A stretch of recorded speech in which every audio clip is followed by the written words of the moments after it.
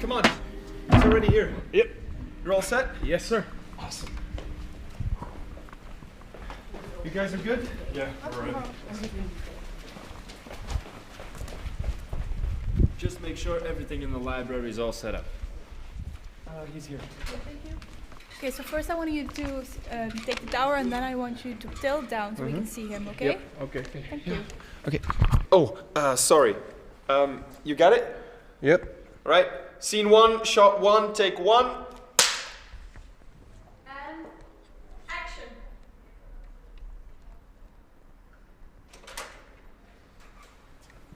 Hi Ruud, how are you? Hey, I'm good. And you?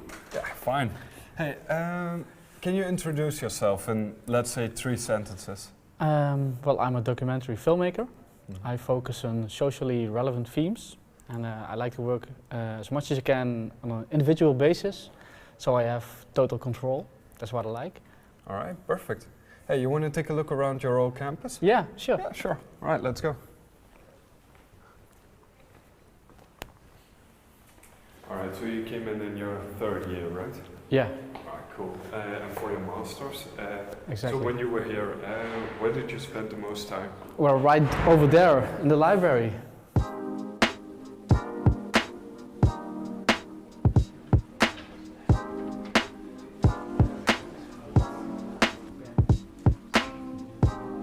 All right, final question. Which documentary inspires you the most? Well, I fell in love with a documentary called Young at Heart. It's a super beautiful, emotional story. Yeah, I really love that one. All right, perfect. All right, so you can go into the studio. Good luck, and I'll see you in a bit. Thank you very much. So, I am Ruud Lenssen, and this is my FilmEU Talk.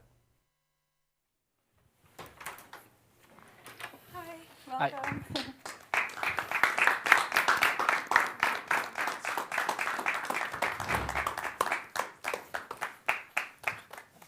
Hey. Hey, Nice to meet you. nice to meet you. Have a seat. All right. Welcome everybody to this FilmEU Talk. Before we start, we're going to cut to Milan. He's going to explain the Q&A system. Milan, are you there? Yes, Thibaut. Hi, I'm there. Hi, I'm the chat moderator. I'll be monitoring any questions that you might have. After the talk, we'll have a small Q&A, and you can answer. You can ask all your questions, and Ruud will answer them. So we'll see you in a bit. All right. Thank you, Milan. Right. Once again, welcome. How are you? I'm good. I'm very thrilled to be here. Okay, nice, nice. We're going to see in a bit a clip of FC Polska. That's your graduation clip, Yeah. because you studied here at Yeah. LUCA School of Arts Yeah. in Genk. That's Yeah. right. Yeah. And then you became a documentary maker. That's true. Yeah, and FC Polska was my graduation film. And it's a film about 2 Polish migrants. And they are part of a football team consisting only of Polish migrants who are trying to integrate in the Netherlands. And the soccer team is like a metaphor in the film, but also the central plot. Okay, all right. We're going to have a look at the film called FC Polska. Ej, chłopaki, naprawdę, gramy tak, z Beną graliśmy, nie patrzymy na sędziego i gramy swoje dogwiska, okej? No, na spokojnie. Bata, świrok!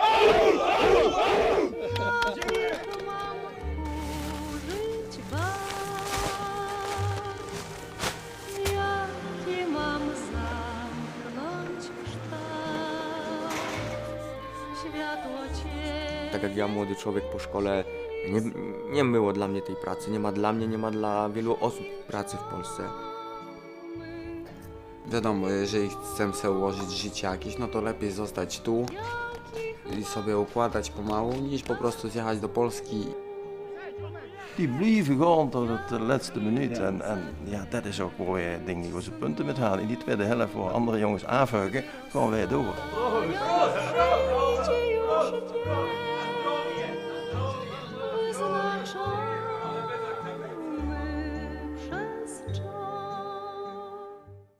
FC Polska, a documentary by Ruud Lenssen. Yeah, have you always felt such a strong connection with documentary making? Well, documentary making, yes. I just fell in love with the genre by making it. You know, when I was younger, I thought I would be a director of fictional movies because I liked watching them. But making documentaries is so much better because you use your intuition and, for me at least, you use your intuition and you work with real people, real emotions, and try to make a story out of it. Yeah, absolutely. And was there an exact moment, or do you know where that passion comes from? Well, I think it's during my studies. I just found out on my first or my second documentary that, for me it just clicked. Yeah, it was a match. Yeah. Yeah. Okay, nice. And how do you come up with the ideas? Because it's like this socially relevant themes. How do you combine those themes with like the story? So I read the news and I'm in contact with people, and for me, I gather a lot of themes. And I put them in really literally in a box I have at home. It's full of ideas. For example, loneliness for young people, or stuff like that. Yeah. But then that's only like a theme. It's not really a story. And then I just wait for some story to hear from people. Exactly the example of FC Polska. Yeah. I had that idea of making a story about Polish migrants. I had that for a long time, because a lot of Polish migrants, they live near my area. Oh yeah. And all the Dutch people around them, they have an opinion. And I just wanted to find out what is the story behind the story.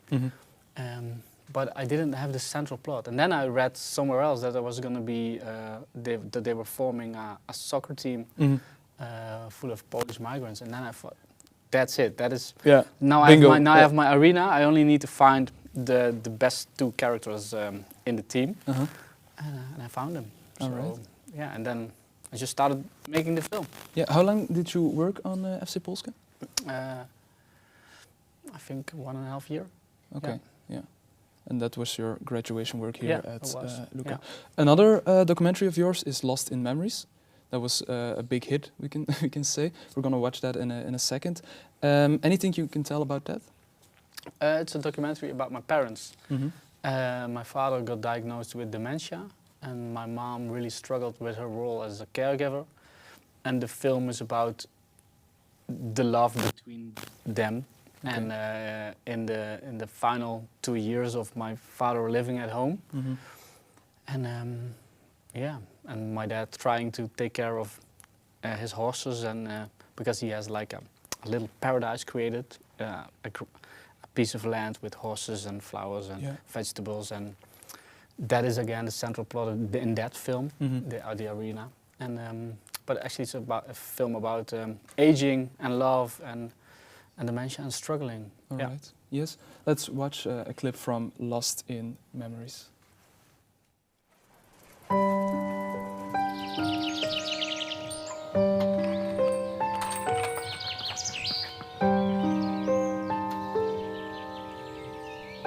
Sjaak,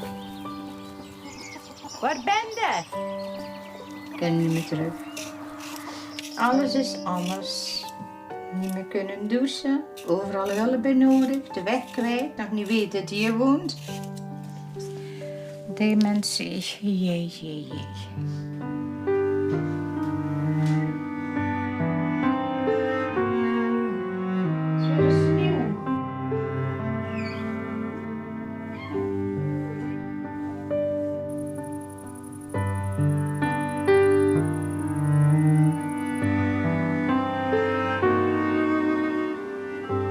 Het is een wei, dus je moet een keer afstand van nemen, hè? Zo is het leven.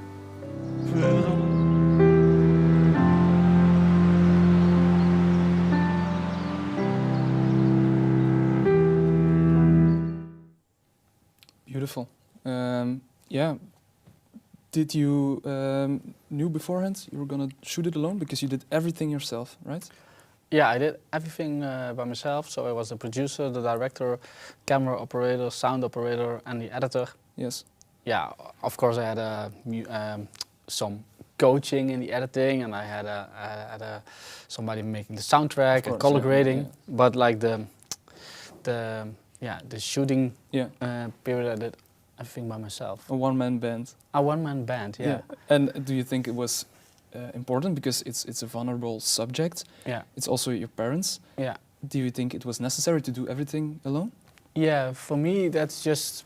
So I decide before I start working on a film, I decide what is the best way to work on this particular film. And but I really like working by myself as much as I can because I have total control. But it's the easiest way for me to express myself with my films. What do I want to say with my film? It's the easiest way to express myself when I do it alone. But of course, this film is so personal and so intimate, and when you have no strangers there in the shooting your parents, so much easier to find like the true emotions. And I didn't want to risk the true emotions of my parents while gathering a cameraman and a soundman besides me. And so I like to work by myself, and I think it's best for that particular story. Was it something you also discovered in college, that you like, oh, I like to work alone, or was it? Yeah, I think it says a lot about me and who I am. I always like to do as much as I can by myself. Also in college, when my classmates were working on projects together, I already thought like, oh, I want to do this by myself. So nobody can destroy my film. I can do it my way. But I mean, there are many people who are better at doing camera or sound than me. But what I question myself always is, what makes a documentary? What makes a good documentary? It's not really about perfect style, perfect camera shooting.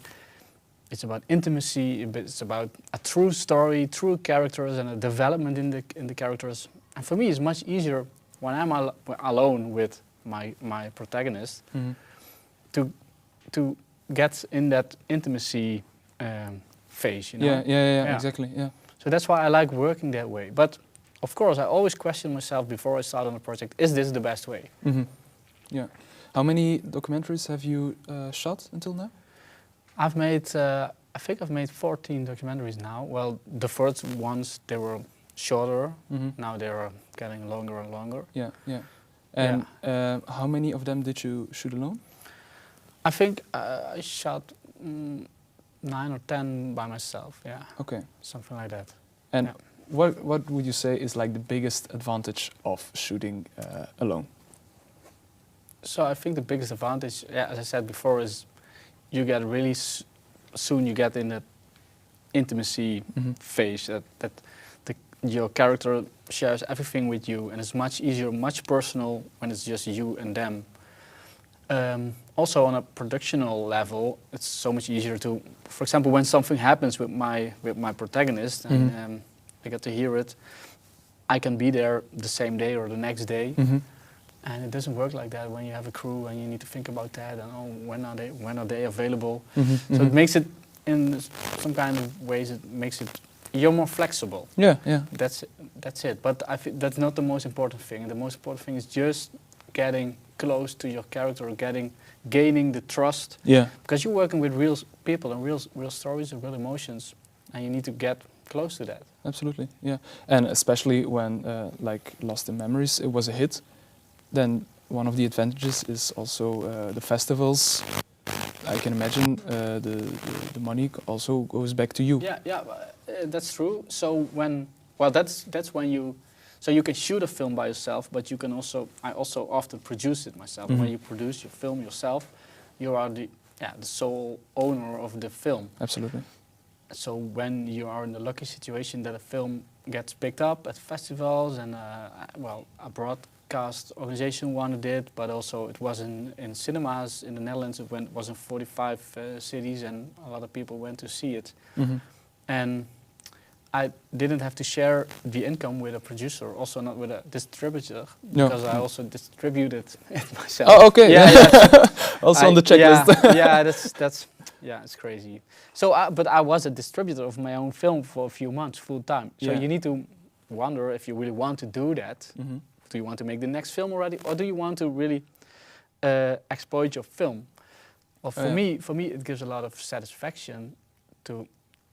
I do not only want to make a story; I also want to have it seen by the audience. And with my films, I have like a message, and I want people to see it and maybe create a little difference in opinions of the viewers, or like have impact. So it gives satisfaction that I can show it to people. But if I can make a living out of it, of course, I want that too. So the financial part of it was also very nice. Yeah. Talking about financial, starting working alone in the beginning, that wasn't necessarily a financial decision. It was just how you like to work, how you like to operate. Yeah, a little bit of both. So when you produce your films yourself and direct it yourself and shoot it yourself, yeah, you can work with a lower budget, but you don't need to pay as many people. And as a starting filmmaker, yeah, the budgets are lower because it's more difficult to find fundings. And there's two things you can do. You can just wait for a miracle to happen, or work somewhere else, or just try to figure it out yourself. And I just tried to figure it out yourself. But I fell in love with the method as well. So part of it is in my character, trying to work by myself as much as possible. I like doing the filming and the director and the producing. If you like it, and it makes it easier to finance your film because you work more low budget, is easy. But I can imagine that not everybody wants to work that way. Everybody's wired differently. So okay, yeah. We're gonna see a clip from one of your latest works, Candy, in a bit. Did you also work there alone? No, Candy is one of my latest films. I made the decision to not shoot it myself. I did produce it and direct it and edit it for the most part.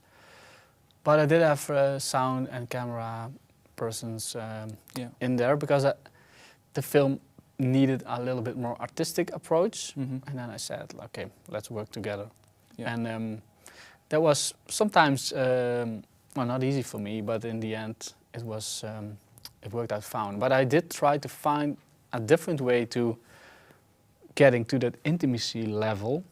And I did that by asking if my protagonist could film parts of her story just by herself. Oh yeah, like a journal. Like a journal. Like a camera journal. She just shot it herself. I was not even there. Okay. And those parts I think are the best parts of the documentary. Okay. Yeah. So, but yeah, let's watch the clip. Let's watch Candy, A Skater's Mind.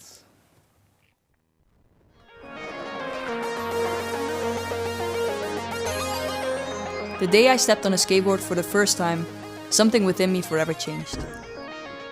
That day, I got hooked to skateboarding. Standing on that piece of wood brought me to a quiet place in my head, which I didn't know existed.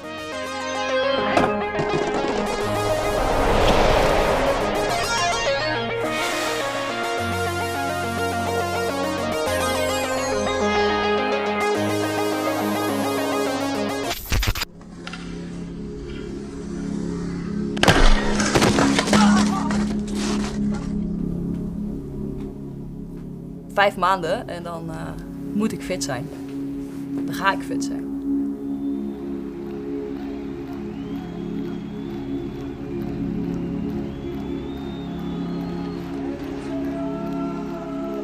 Mijn doel is om heelhuids op de Olympische Spelen progressief te kunnen skaten. En ik wil trucjes doen die misschien niet iedere dag gedaan worden. En dat wil ik op de Olympische Spelen kunnen laten zien. Hoe raar is het eigenlijk dat ik niks waard ben of de wereld niks meer waard is zodra ik niet op die plank met 4 wielen kan staan. Mijn hele ego, mijn hele identiteit, het is allemaal skateboarden. En als ik dat niet kan, wordt het wel heel erg lastig. Dit is waar ik zit. Dit is de camera, voor als ik per ongeluk toch wil ontsnappen. Wat kut zeg.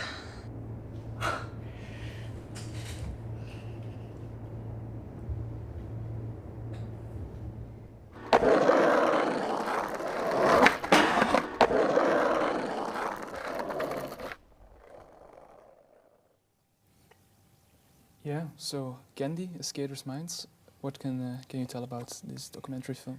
Yeah, so Candy is the highest ranked European female skateboarder, 5th in the world at the time of shooting. So she's the best of the best. But what hits me was that she was really, really vulnerable and insecure. Maybe that was also the reason that she kept pushing herself. Yeah. But she is a person that at school it didn't go easy, was hard on her, and skating saved her. Okay. So I love that story. But she had a lot of struggling to do, her knees injuries, and then also COVID stuff. And while she was preparing for the Olympic Games in Tokyo, she had to overcome all those obstacles. Yeah. And yeah, that's the story about. Also, yeah, another vulnerable story in a way, very special. When you think about Ruud, when you graduated from college, the documentary maker then versus the documentary maker nu, what things did you learn regarding also in this documentary film? Yeah, good question. Well, yeah, it's been a few years since I graduated. Yeah, it's been a while, but yeah. Well, not that long. I'm not that long. No, but no, I'm joking. Well, what did I learn? Well, experience is definitely something that comes in handy when you make films. But in fact, I still do a lot of it the same. I really trust my intuition. Okay. I just follow my own instincts when I'm making a film.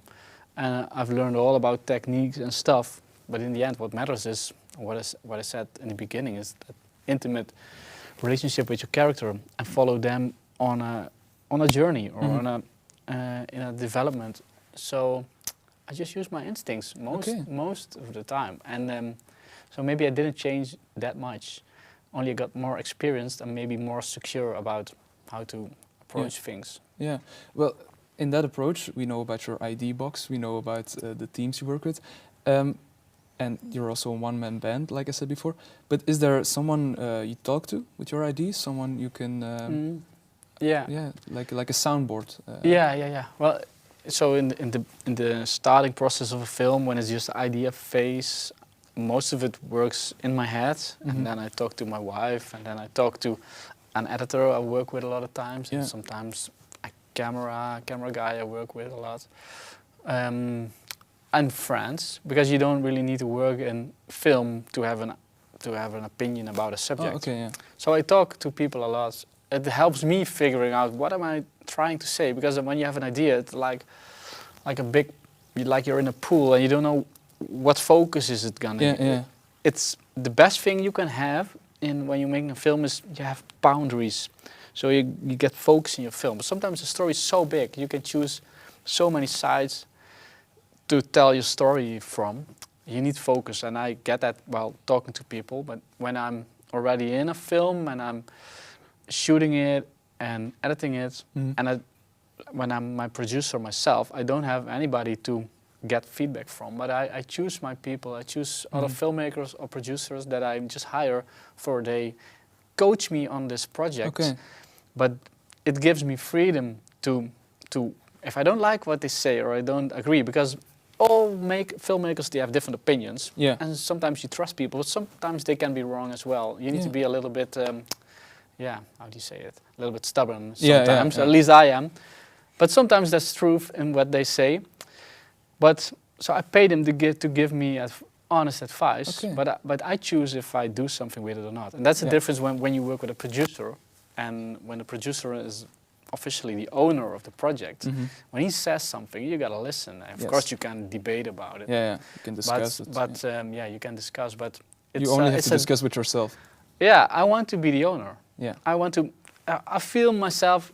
I don't want to be arrogant or anything, but for me, it feels like when you're making film, it's like art. And when you make, do you think like an artist? He listens to himself and he's stubborn and he just wants to make something beautiful, and he's not listening to the producer and that one and that one, that one. No. I just want to make my own art and create it myself. Okay, yeah, that's beautiful. is that something you also want to tell to young filmmakers? Because when we think like, oh, making our own movie, it's so big, it's so hard, I can't do it alone. Or is there anything you want to say to young filmmakers? Yeah. Yeah, well, of course, documentary is a lot easier than fiction to make it by yourself. But I think, so everybody has his own style or his own ideas, and everybody should decide what works best. But for me, doing much by myself, for me it was win-win, because I could work cheap when I started out, and I could express myself and learn from all the phases in documentary, from the shooting till the editing. And of course, you gain experience by that, and it is an easy way to start out. And when you fell in love with working that way, it gives you a unique style. Yeah, of course. So just think about what is the way you want to make films, or what kind of films do you want to make. Yeah, exactly. Yeah. Okay, so that's the biggest piece of advice you would like to give. Yeah, I think so. Any upcoming projects? Well, I just finished my first documentary series. Okay. I made it for a streamer in the Netherlands. It's called The Hash King. Oh, it's yeah, totally different. that's but a bit different, yeah. Yeah, but it's also... The Hash King. Yeah. The Hash King, yeah, it's about one of the biggest hash dealers in the 80s and 90s in the Netherlands. But it's actually also a very delicate story about a relationship between a father and a son. The son is telling the story for us, about his father's story. We just finished it in December, but now we are trying to go internationally. We're going to the film festival of Cannes next month with it. So we are in the Marché du Film. So we'll see where that leads to. And I'm working on new projects, but just I'm in the brainstorming phase. I'm looking in my box. What kind of ideas do I have? I'm waiting for the connection. So it's just the beginning of new projects now. Okay, yeah. How long do you brainstorm? How long do you think? Depends. When I was younger and budgets were smaller, I always worked on several documentaries at the same time. So sometimes I was making 3 or 4 at the same time. Why not? One in production, one in shooting, one in editing, because budgets were lower and you need cash flow. So, but now my films are getting longer, budgets are getting a little bit higher. So I create more time for stories to, when they are finished, the production is finished, but you need to sell it to people and to around the world. And I try to put more time in that phase. And not jump in a new project right away. I try to give my head a little space and my family some time as well. Okay, no, that's very important. All right, that were all my questions. Now I'm wondering what the people at home are thinking, questions they have. And for that we go to Milan. Milan, are you there?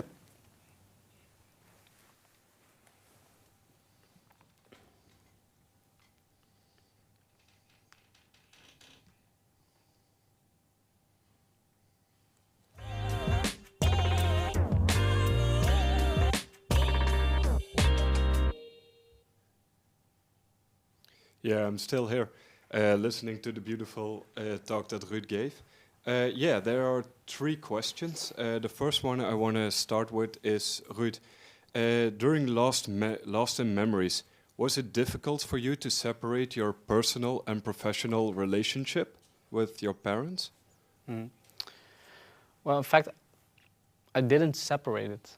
It was just me. It's not really a schizophrenic situation that there is the son part and there is the filmmaker part in me. It was just all blend together. It was strange sometimes, of course, because when I was sitting, for example, with my parents on the table and something happened, I was like, some part of me was thinking, should I shoot this? No, I'll do it next time. So I was always thinking about the things. And when I was shooting something really difficult, when my father was angry, almost aggressive, the camera also helped me. It was also like a shield. But the camera also made me a better son, actually, for my father, because my father, when his dementia got worse, he needed like somebody to really listen to him and and talk to him.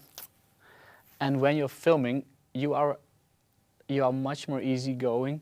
You listen, you observe, and that was exactly what my father needed. Because my mom was always struggling and busy with doing stuff in the house, and yeah, so making this film, it gave me a lot, but it was also difficult combining those roles. But there was not a separate me, the son, or the separate filmmaker. It was just all blend together. That's just what happens to you when you make films by yourself. I don't know. It is like the camera is like my third hand. You know, it's just grown into me. So yeah, maybe if it would be the first film I made when I graduated, it would have felt different. But for me, it felt really natural to make this one. Yeah. Okay, nice. Any other questions? All right, Milan? thanks. Yeah, another one. How was it for Candy to be filming herself? Yeah, well, Candy also grown into filming herself because she is quite famous on Instagram. Skaters, they are used to filming themselves a lot. And for her Instagram channel, she always filmed herself. So it was already a part of her. So it was actually quite easy for her. So I used that. I used her experience with that. And it made me and the viewers go to places where we never would have been, to her really small quarantine room in Tokyo, or during her travels around the world and skating in the skate scene. So we got to places where we would never ever gotten if I should have filmed it by myself. Okay, interesting. And last question, Milan? Yeah, final question. Is there any current event that you would want to make a documentary of? An event? Well, I really want to make a film now about the relationship between men and animals, because it's such a strange relationship. Okay. But I don't know. That is like the theme of the film, but I don't have like the story yet. Yeah. Okay. And there I have several ideas, but it's something I'm gonna work on this year, I think. And why specifically men? Yeah, because so when I have a little dog, and always when I pet him, I always feel guilty that in the evening I'm gonna eat my schnitzel or my you know. Yeah, I think it's a feeling that so many people have, and it makes me wonder why we really pet our animals, but in the same time we eat them and we harm them and all this stuff. There have been made a lot of films about yet. Mm-hmm. So for me also, I need to find out what kind of story is still new and what kind of approach is different. Yeah, I don't know. Okay, exciting. Maybe in a few years. Maybe in a few put years. it in the ID box. And, yeah, we'll see. yeah, exactly. All right. Thank you, Milan, for all the questions. Or do you have another one? Yeah, one final question came in the chat. Anna wanted to know if you could share with the students your best advice, what they should do after school. Yeah, well, after school, actually I worked for 1.5 years. I worked at a company where I also did my internship, because I was so fresh. I didn't really know what I was gonna do after my study, and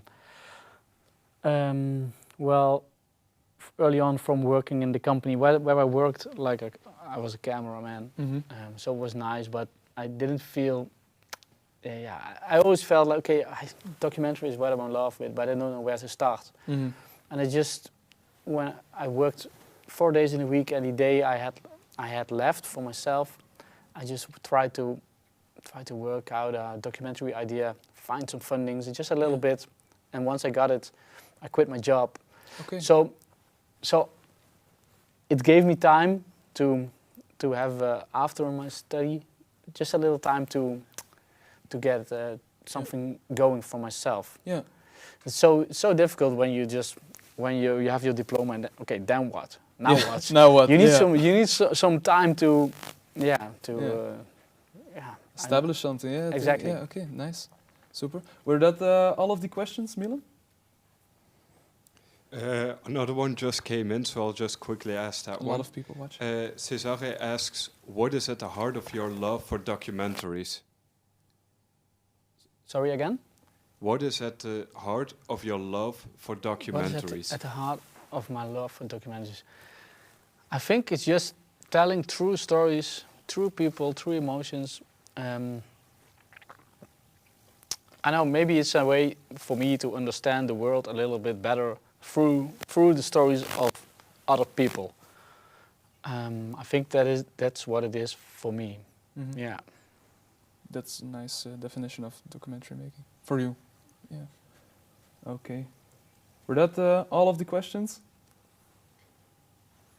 Yeah, that was all. Thank you very much. Okay, thank you, Milan. Well, maybe the people in the audience here have some more questions. Yes, I have a question. What is your experience? Is there a project? Can you tell us about a project that didn't turn out the way you hoped? And what did you learn from that experience? Okay, Yeah. she's asking if there was a project that didn't turn out the way you wanted, and what did you learn from it? Yeah. Well, there's one project that comes to mind. It was, I think, maybe actually the first experience I had with an external producer for a documentary.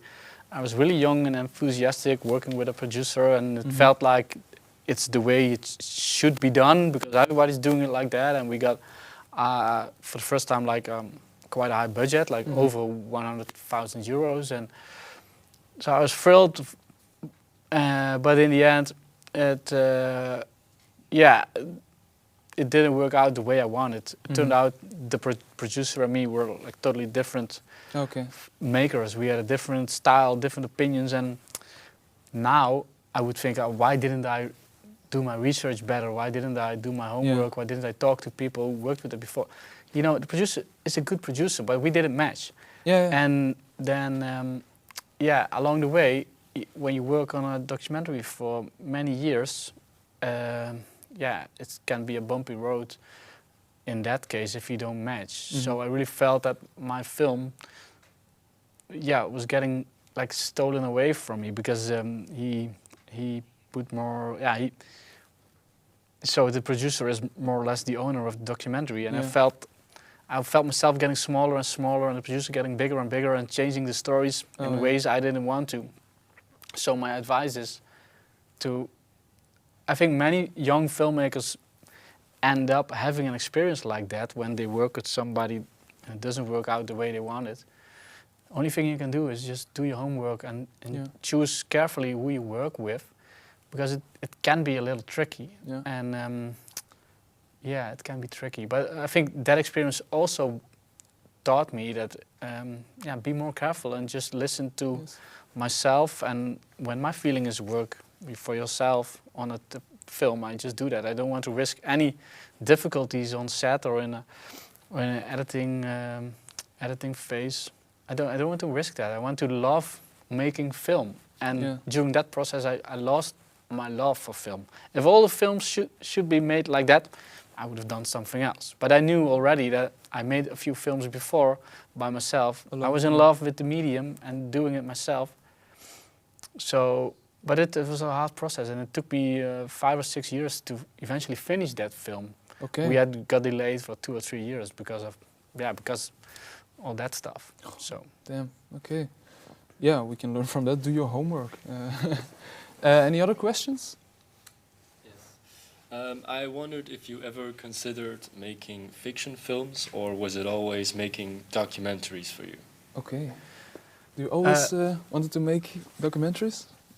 Well, when I began, I thought I was gonna be a fiction filmmaker. I wanted to be like the new Steven Spielberg, but I always thought that it's gonna be pretty hard to become the new Steven Spielberg. No, not Steven Spielberg, man. A different director, but but still, no. But since I was a little kid, I loved watching films, and I wanted to be a filmmaker, but I thought it was impossible. Then I just tried to pursue it, but during my first experiences on a fiction set, I didn't like it. I didn't like it. So many people and so little influence as a director. Oh yeah. So much waiting, and then during my studies, I also had to work on a documentary, and it felt, yeah, I was just immediately in love with the medium, that, yeah, just working with real people. So it was actually working with documentary that is so nice, that made me a documentarian. It's not that I watch documentary rather than watch fiction. And still, I get all my inspiration actually from fiction. Okay. I got my inspiration from fiction, yeah, not from documentary. I think watching documentary is pretty hard for me, because I'm always thinking, how should I have done it? And sometimes I'm jealous. Sometimes I think it's a crap documentary. It's too distant often for me. Yeah, I got my inspiration from fiction. Okay. But I like making documentaries better. Okay, but maybe we'll never see an action film by Ruud Lenssen, or? Yeah, well, never say never. I think, I'm not sure if I would be able to make a fiction film. I don't know if I could do it, but I have a dream. Maybe sometime when I'm a little bit more, when I'm a little older, maybe I'm gonna try. Yes. Maybe I'm gonna try. It's a dream. It's a dream. Okay. Yeah. Awesome. All right. Anyone else questions or? No. Okay. Yeah. Then I can think we can wrap this up. I would like to thank Ruud, of course, for being here today to share your thoughts, your insights on. Thank you documentary for filmmaking. inviting me. You're welcome. But I would also like to thank the students of the second year at the television campus here in LUCA School of Arts for all their hard work, dedication, sleepless nights to put this FilmEU Talk together. But I would like also to thank our partners, Lusofna University, IADT, BFM, would also make this FilmEU program possible. Once again, Ruud, thank you for being here. Thank you for sharing us, answering all those questions. But I would also like to thank Milan, who is moderating the Q&A chat so well. Milan, thank you. Yeah, thank you too. And I want to thank everyone in the chat for your questions, and see you in the next one. All right. Thank you, Milan. And I would also like to thank all the students of the second year who are part of this FilmEU program, and we'll hope to see more of them projects.